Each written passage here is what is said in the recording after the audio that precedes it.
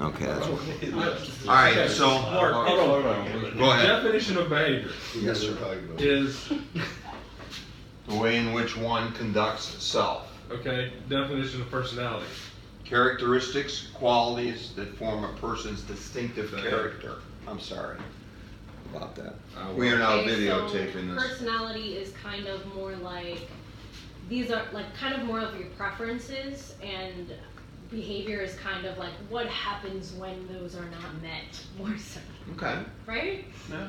That's Because what's behavior spelled is like a product of, you know, Your- it doesn't always match up. of your Like personality. for me, those are two different things. I've noticed. Okay.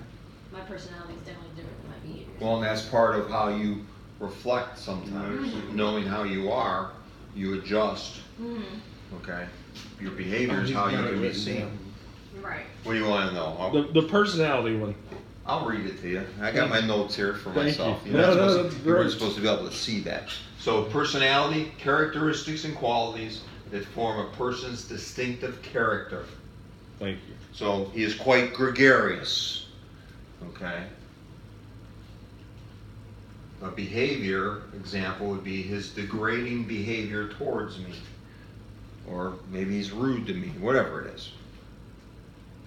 Because that's what can be seen, felt, and heard by somebody else. What somebody else can observe. Why you guys looking at me? Just because I was listening to the conversation earlier. So High D, man, high D. tell me more. Oh, you know what? Tell me more, tell me more. All right. Our behavior is set by the time we're 12 to 16 years old. It's been set. Set by who raises us, the culture that we're in, that type of thing. All this is set in motion. So when you became a high D, you became a high D by the time you were about 12 to 16. Sounds about right. True story. Now, it remains with you the rest of your life. However, things do change. Yeah. We do have the ability to observe ourselves and how we express our tendencies to behave. Okay? Our tendencies will be somewhat remain predictable, though. Okay? So if I'm hot-tempered, that's a behavior, isn't it? Hot-tempered. Chances are, through the rest of my life, I will remain hot-tempered, but throughout time and maturity, I learn to begin to control it. Okay, but during times of stress, I might revert to it.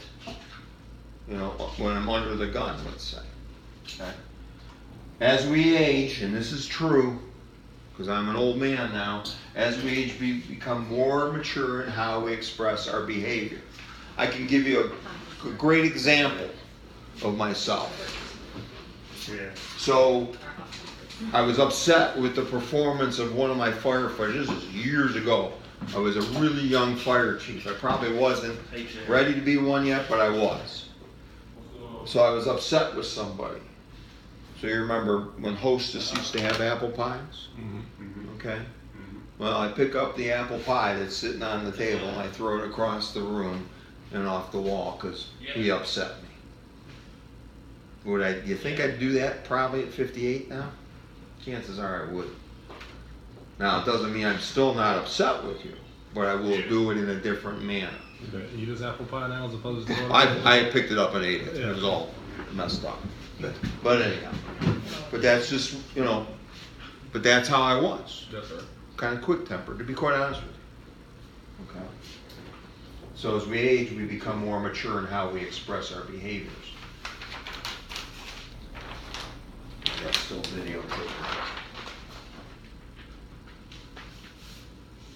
So here's the disc, okay, that we're going to talk about. All right. So it's D is going to be at this corner. I's are going to be here. S's are going to be here. And C's are going to be here.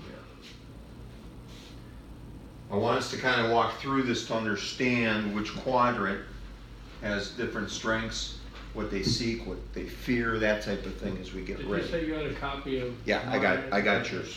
So I'll give it to you in a little bit. I want to walk us through this and then we'll share it, okay? and then I'll give you a few minutes so you can look it over. And I tell- looked at it, I just don't have Yeah. one. Okay, no, I'll give you the hard copy, so. So anyhow, the D, okay? Typically, these are called dominant people. Okay? So, what is their psychological need? Okay, their psychological need is this. They want to control and dominate.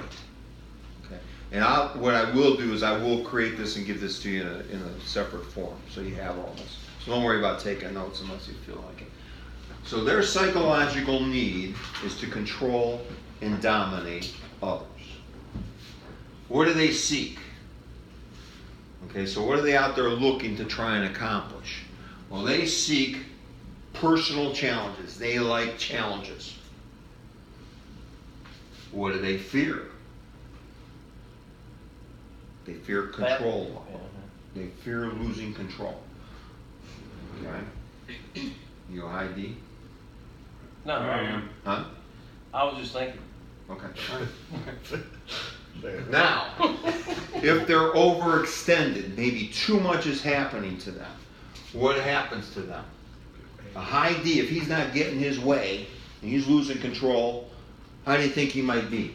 Yes. Pissed off? Yep. Impatient? Impatient? Yeah. Yeah. Okay. So that's your D's. Okay? You know, And understand this, guys and girls.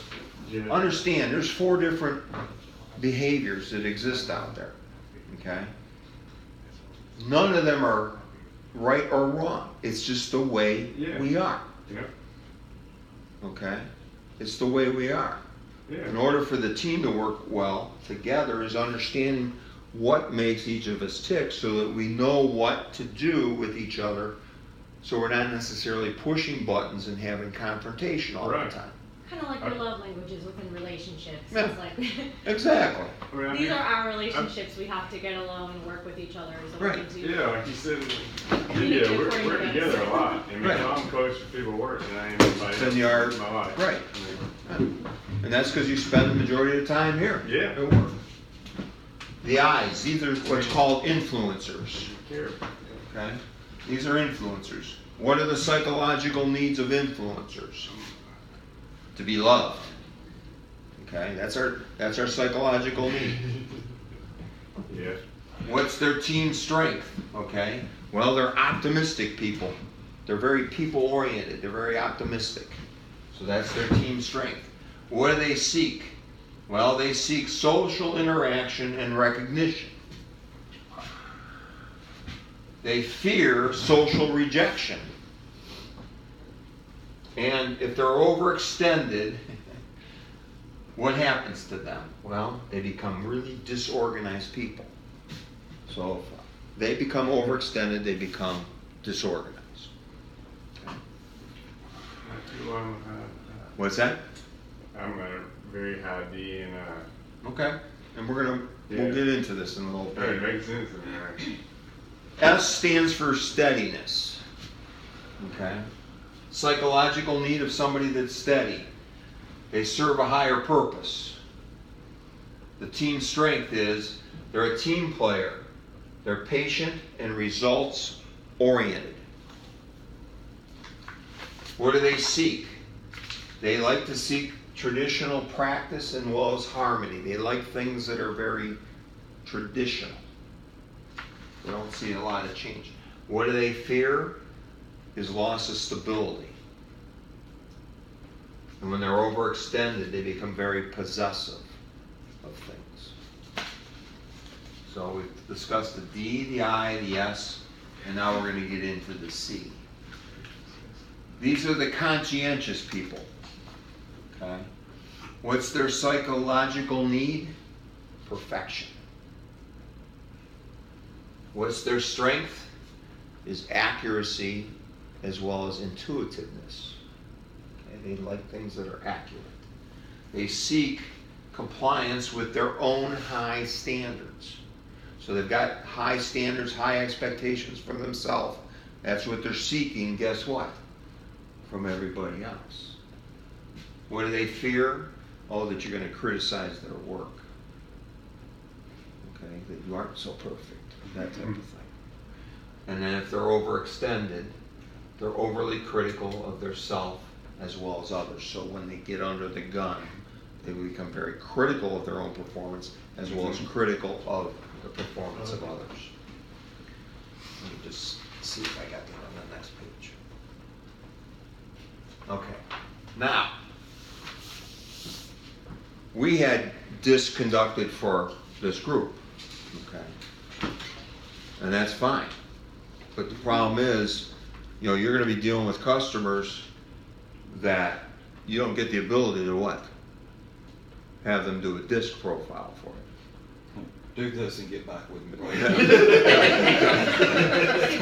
It's only $29 and share it with me when you're done. Write it off on Joe, your not card. give Before we that- start give this that- project, we're gonna send you this. Let's not pass it along to him, say we're right for the project. Please, Yeah. please. So fill this how out. can we as people learn to try and identify what our customer might be like? Be familiar with Or those traits and see your how partner, their whatever, behavior is. okay? Yeah, So, what we're gonna do, figure it out.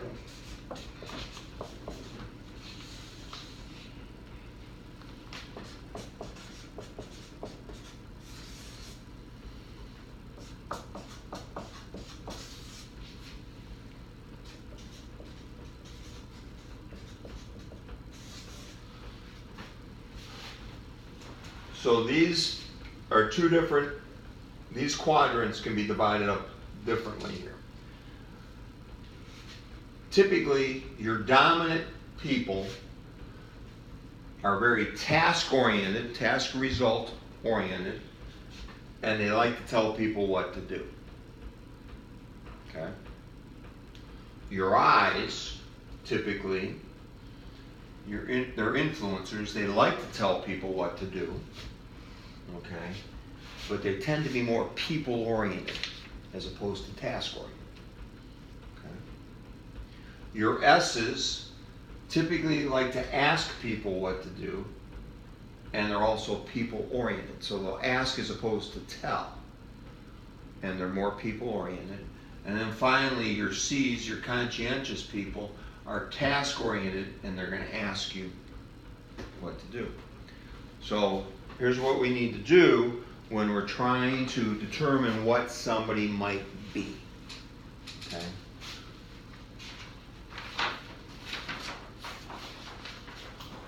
And what I'm saying to you is what we're going to look to do is trying to recognize the core tendencies that exist in the other people. Okay? So what you want to ask yourself are two different questions when you're dealing with this person. Number one, based upon what you're dealing with every day with them, are they more likely to ask, to tell somebody something, or ask them something? And then number two, are they more people-oriented or task-oriented?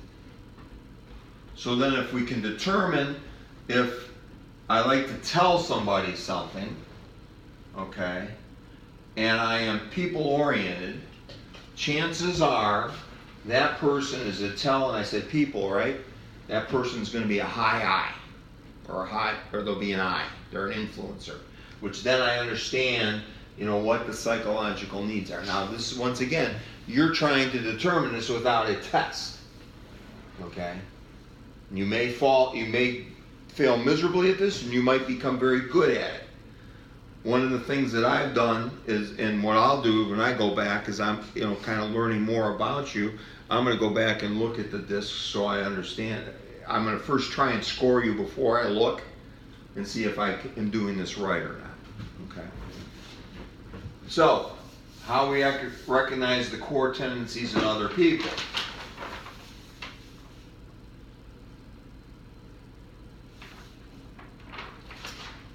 So let's walk through me a little bit. And I hope I didn't share too much today, but I'm going to use me as the example here. So let's try and figure out where I fall. Okay? So, what's your answer to this question? What do you think is for you to discover? Tell. Tell? Yeah.